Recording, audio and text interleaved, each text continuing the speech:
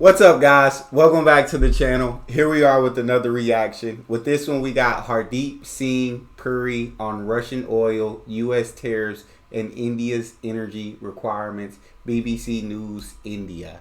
Before we dive into this video, if you guys happen to enjoy it, please don't forget to smash that subscribe button, give the video a thumbs up, and let's check out the video.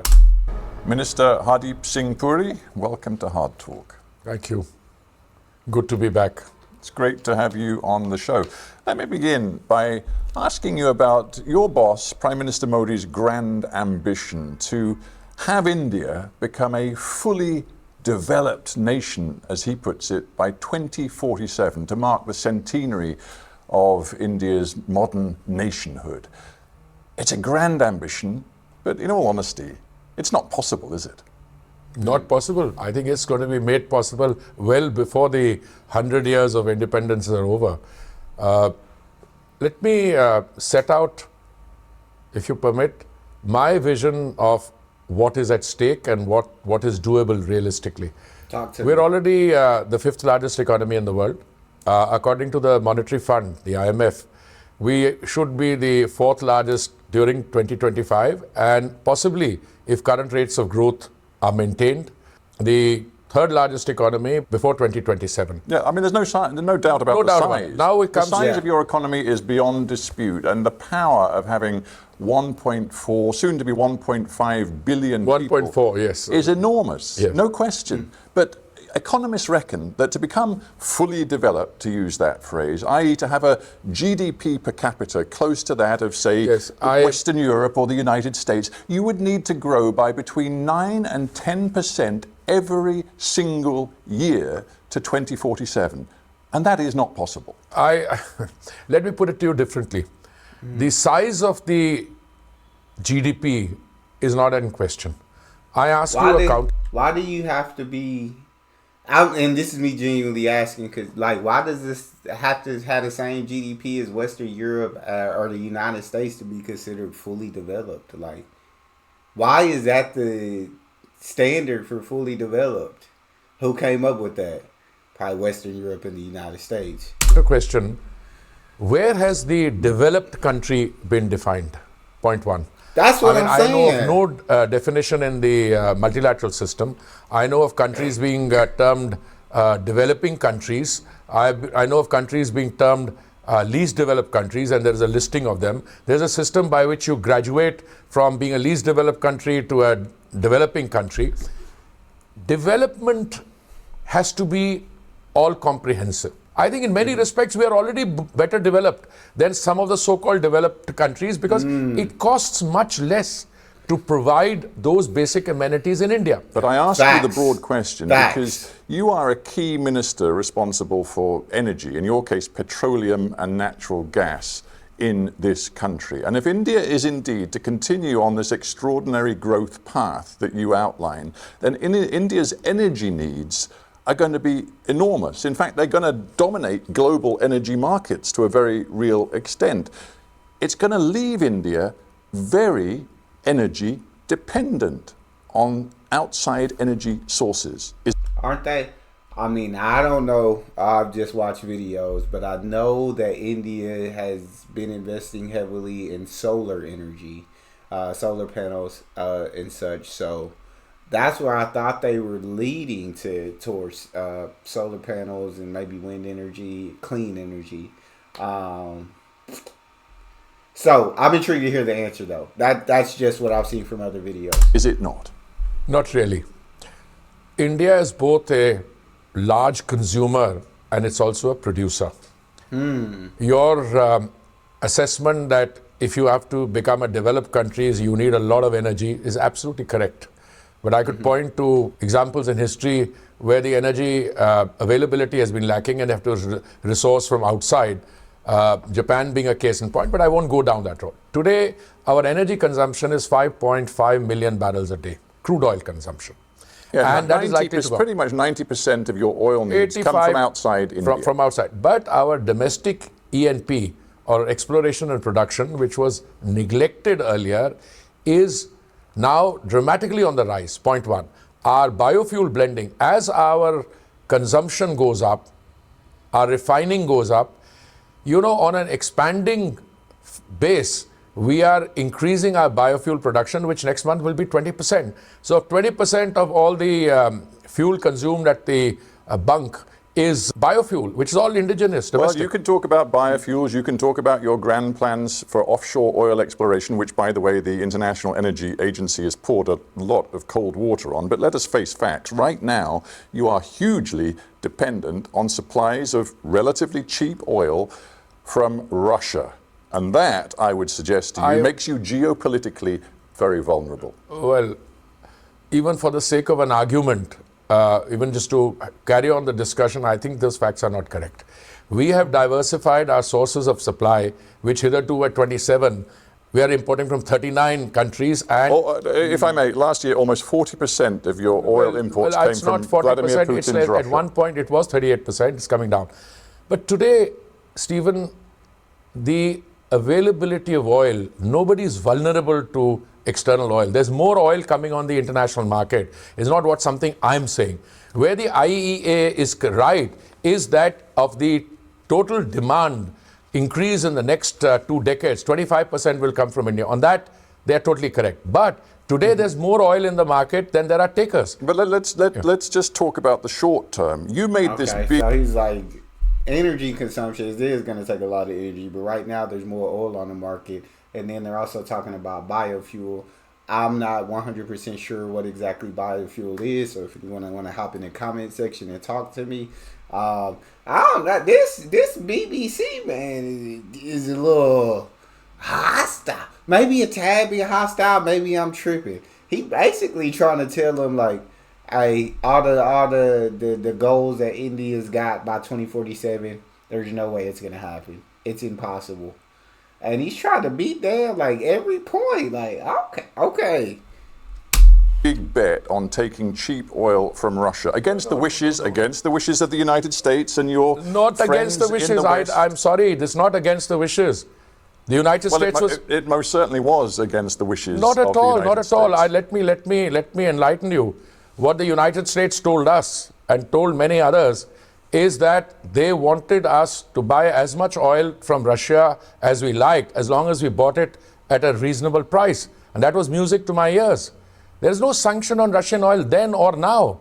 None whatsoever. Well, there's new sanctions now. Let's just talk about them for a moment. First. All right, well, you made that point. Let's just talk about what Joe Biden did before he left office. He put new sanctions on Russian oil, including new sanctions on the shadow fleet of tankers that is ferrying oil as we speak from Russia to India. Many of the vessels that you relied on will no longer be able to operate. Some in India are calling this an oil shock for your country. I'm not aware of anyone who has even a nodding acquaintance with the energy market calling this an oil shock. Let me share with you what actually has happened.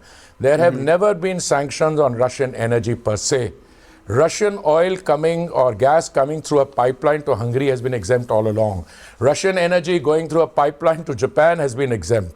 And today also, Europe is buying 20-25% of its gas from Russia. So what the Americans, I was active, I was the negotiator then, said buy as much as you like, buy it reasonable. There was something called a price cap. Now it's music to my ears. If I can buy some from some source and I can buy it at a cheaper price, we are the winners. Minister, let's get back to the point about the shadow fleet of tankers. No, not at all. Let me tell you. Let me just tell you. I hope you have a plan for what you're going to do when these tankers can't deliver you the oil. Because if your assumptions are wrong, then you come to the wrong argumentation.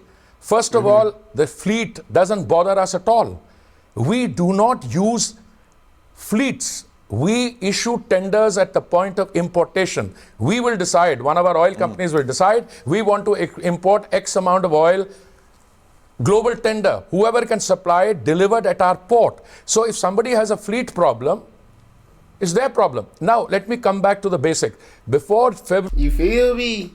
So he's saying, and I hate when an interviewer won't let the person that they ask a question or two talk because he's trying to give you the answer, then you interrupt it, and it's like, do you want the answer? Do you want to sit here and talk to yourself? You want to interview yourself, or you want to interview me?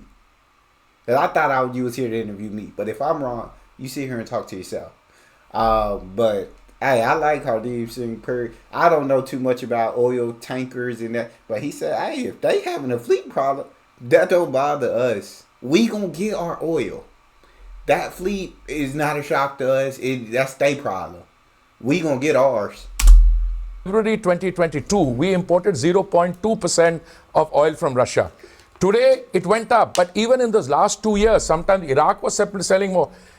The main point to note is there is more oil coming on the global market, mostly from the Western Hemisphere, than there is need for that oil. So whenever there is a situation of more oil available, availability is not a problem and vulnerability does not arise. It's interesting.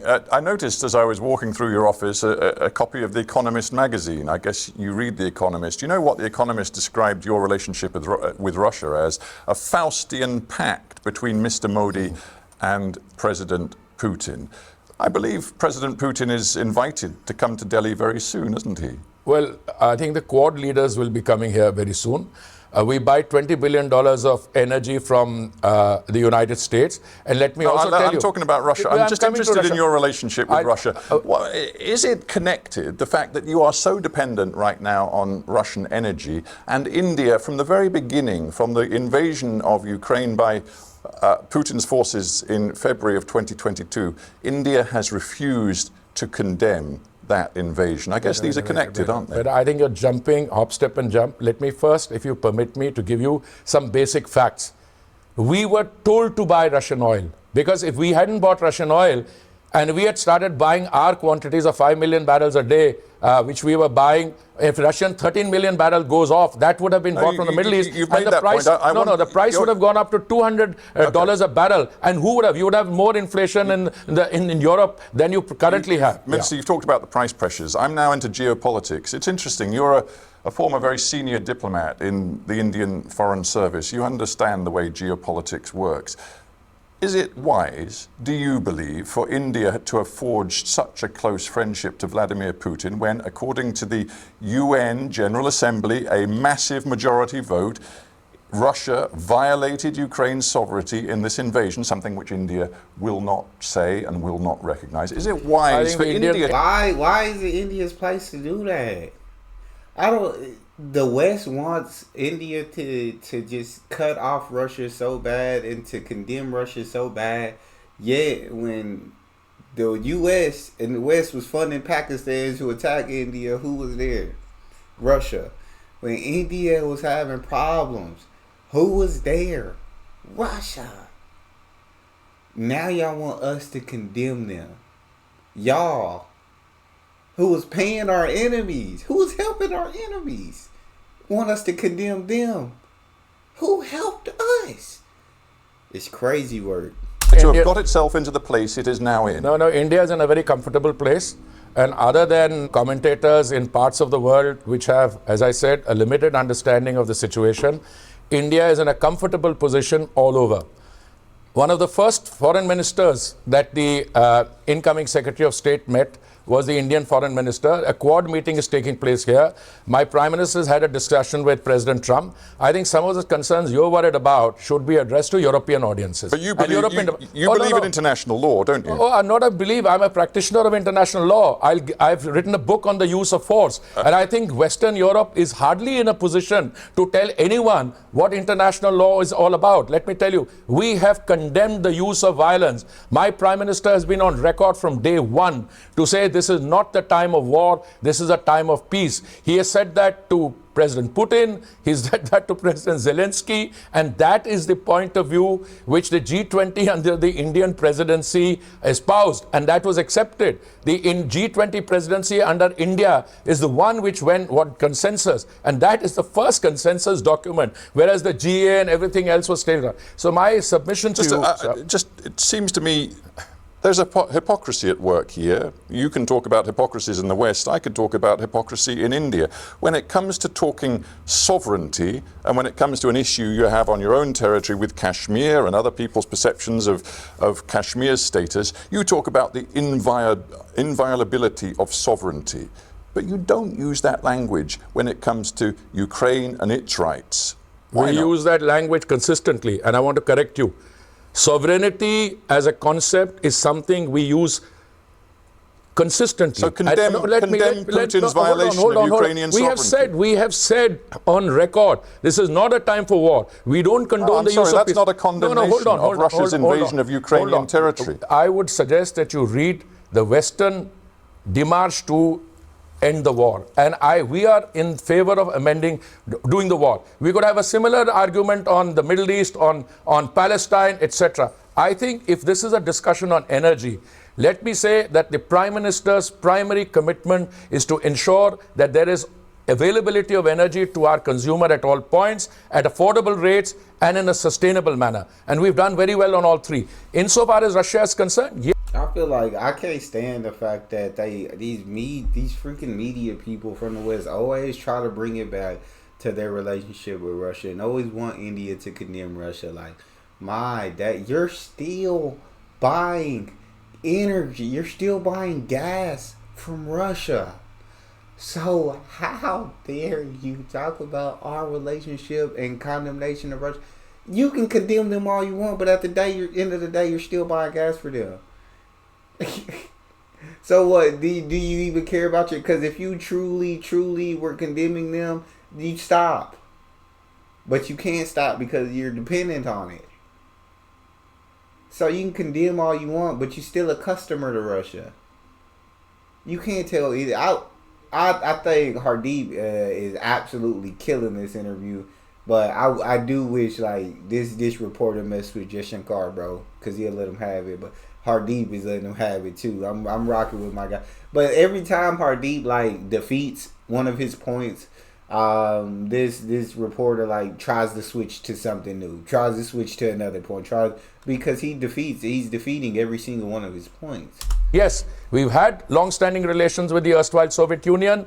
We have relations with the Russian Federation, but we have much stronger relations with some of the other countries, including the United States. And I would say we buy $20 billion worth of energy from the United States. So the point here is, if it is a discussion on energy, I think it has been completely consistent. And today, we were encouraged by the Americans, by Western Europeans. I think they're out of the equation. They're no longer part of it. Minister, if I may, I'm going to stop you for a sec, because you've turned the conversation toward America, which is interesting, because Donald Trump, of course, is now in the White House. Donald Trump is determined to use tariffs as and when necessary to change the balance of trade between the United States and key trading partners. He has described India as one of the, quote, kings of tariffs around the world. You can expect tariffs to be imposed on Indian exports to the United States, can't you? Let me give you a primer on tariffs. Countries are bound by their international obligations. What makes me very happy about what President Trump is saying, and I'll come to tariffs in a minute, he has called for more energy being made available in the world, for the other producers to lower the energy prices. If that happens, the global economy picks up, there's more trade, there's more economic activity, interest rates come down, etc. Insofar as tariffs are concerned, please read carefully what he's saying on energy. It is an attempt to leverage in tariffs also. What he's saying is, if we are a $23 trillion economy and we have open markets, and other countries impose high tariffs on us, well, there are two kinds of tariffs. One are tariffs which you bound under successive rounds of multilateral trade negotiations, and there are tariffs which you have not bound. Now, if countries are raising their non-bound tariffs or their bound tariffs, there are consequences on that. Insofar as the president is concerned, he will impose tariffs. Hang on, let's keep this conversation as simple as possible. If the United States goes ahead with threats to impose tariffs on countries like India, and he has fingered India as a problem, will you respond with punitive tariffs on US goods coming into India? As a diplomat, I don't respond to hypothetical questions. India is a $4 trillion economy, and India will safeguard its interests, whether it does through... We don't respond. I like that. I don't respond to hypothetical questions. I respond to what is and what ain't. And you can say they may impose tariffs on us all day long, but until they do, then no, like it's not a question. It's a hypothetical. And when it becomes a reality, then we'll handle it accordingly. negotiation to avoid the tariffs, or it does through retaliation. It's not for me as the energy minister to speak on. Whether you should have a conversation on that to whoever is designated to exercise that authority. Here's another issue you have, and as Minister for Petroleum and Natural Gas, you have to consider it very carefully. How does India square its commitment to massively grow the economy and therefore to use much more energy, fossil fuel energy, over the coming years, and at the same time meet its commitments, admittedly in India's case, long-term commitments to decarbonisation? How are you going to do it? India is the one country I am aware of which has met its Paris commitments, point one. India is the one country where the sustainability transition is better than elsewhere. From 2014 to today, we've got 20% biofuel blending, we've got a massive green hydrogen program, and we are today moving in a situation where on all fronts, the decarbonization debate is succeeding. But the problem you've got is that you're still massively reliant on coal, the dirtiest fossil fuel for your power. Hang on, let me just finish the point. Coal still generates 75% of India's power. And you're still building new coal-fired power stations. Again, let me just tell you, power for electricity only accounts for 17% of our overall energy. If you want to look at the total figure, see what is used in our refineries, and they're all moving into green hydrogen. IOCL has 11 refineries, out of them 2 of them first, another 2. So there is a transition taking place which your briefing notes don't capture. Now either you accept what I'm telling you as the energy, I should actually be called the energy transition minister, our biofuel blending on an increasing demand, 20% of that, it's a revolutionary scale change. 90 new flex fuel vessels were on display which are coming to the market in the next 3 months. We've got E100 pure ethanol being sold in 400 outlets. So absolutely, yes, our consumption is increasing. So is our biofuel blending, green hydrogen. The problem you've got, and that's why I began with this grand ambition to become a fully developed nation by 2047, is that there is no way that's going to happen without maintaining the kind of output from your coal-fired power stations, which mean you're not going to complete your energy transition. To quote Indian expert Nandini Das, who's at Climate Analytics, she says, India still has a very deep focus on coal. You are welcome to quote, I don't know who these people are, and certainly they don't figure in my discourse at all. A lot of people drawing inspiration from Western NGOs, from people in the West who are extremely jealous of the Indian transition. You're welcome to use whomever's speaking notes you like. But if you're discussing a subject like energy transition, let me point you in 2 specific directions. Please look at the biofuels program and look at what's happening in the Indian green hydrogen field.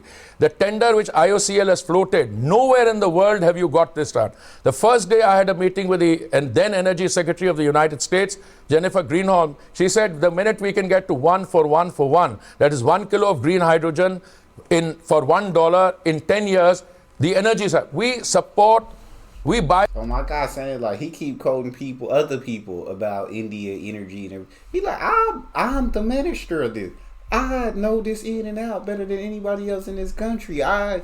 Trust me when I say that. You keep talking to me about what other people are telling you about these. I'm telling you right now, a transition is happening in this country. We will reach our goals by 2047. $150 billion of energy from outside. Today, the cost of green hydrogen has come down to 3.5, 4. The minute we bring it down to 2.5, fossil fuel is over. This kind of transition takes place through fossilized mindsets, which say you will never become this. They said you'll never become a $5 trillion economy. Minister, as far as I can see, this is not a sort of east-west political point scoring not at all. Question. It should not be. It is really a planetary question. Yes. But all I'm asking is whether when you sit in your ministry and make your decisions, you understand that India has a deep vulnerability right here, right now, to the impacts of climate change. You are trying to remind me of my vulnerability. I'm trying to tell you, I'm not only conscious, but we are doing things in order to ensure that we don't become vulnerable. Today, India is one country which has met its Paris commitments. You should be, as a global news output, addressing those countries which are pulling out of climate change, which want, etc. Today, no one is questioning the transition. In order to meet the transition, you have to survive at the present.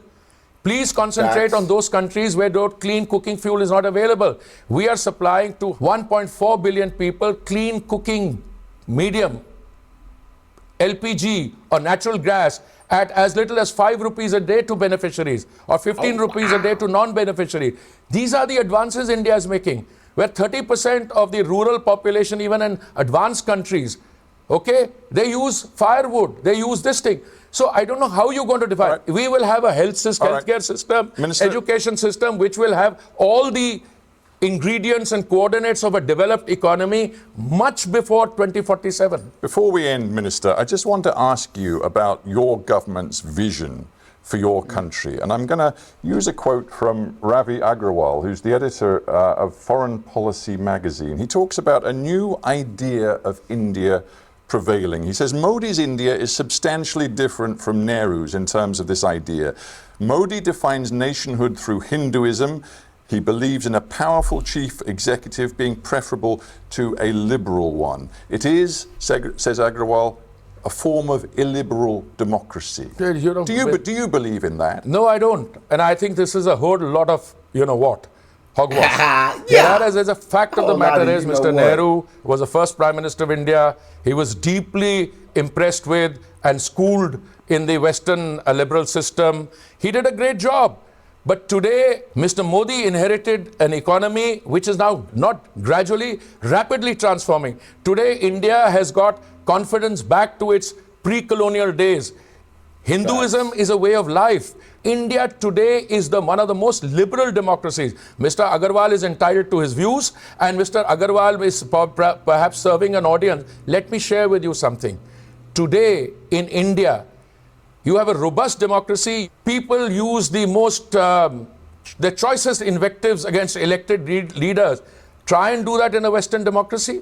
See what happens in terms of result. Today, our institutions are functioning. The judiciary, the apex judiciary, the fourth estate, the press, totally free press. These are hallmarks Minister, you know that journalists in this country do not regard this as a free I don't know which journalists you're talking about. Media. You know that outside observers like Freedom House say that India's system is now only, quote unquote, partly free. That organizations like Human Rights Watch say that the government has escalated a crackdown on civil society and the media. You know all this. I just wonder whether you think all of this is justified to deliver the kind of economic growth plan that Modi says he can deliver. Does it justify all of that? First of all, I don't agree with those characterizations. I don't want to go into individual who said what. But, you know, if I were in your place, I would make an independent assessment rather than be going, somebody's calling it an illiberal democracy. We are, whether the West likes it or not, anybody likes it or not, the world's largest democracy. We're also the mother of democracy. We had republics operating in India in 6th century BC. And today what you witness in India is a very robust democracy which is delivering goods and services to its people. What would you us have? Now, if you have to deliver energy, you have to deliver energy at affordable prices at all times to come and maintain the sustainability. That's been done. Insofar as liberty and democracy is concerned, we have no shortage of it. Hardeep Singh Puri, we have to end there. Thank you for being on Hard Talk. Thank you. Thank you very much, Minister. Really appreciate it. Thank you. Yeah. Hardeep answered every single one of his questions like a boss. Like an absolute boss. And he's the Minister of Energy. And he was trying to ask Hardeep these questions that don't even involve energy. But my guy Hardeep was prepared. He was ready. You're not going to catch him slipping. That hyped me up, bro. Because I ain't like that. I ain't like that interviewer. I ain't like him one bit. Y'all talk to me in the comment section how y'all felt about that. That's all we got. If you enjoyed, don't forget to subscribe, give a bit of thumbs up, and check out the next one. I'll see y'all next time.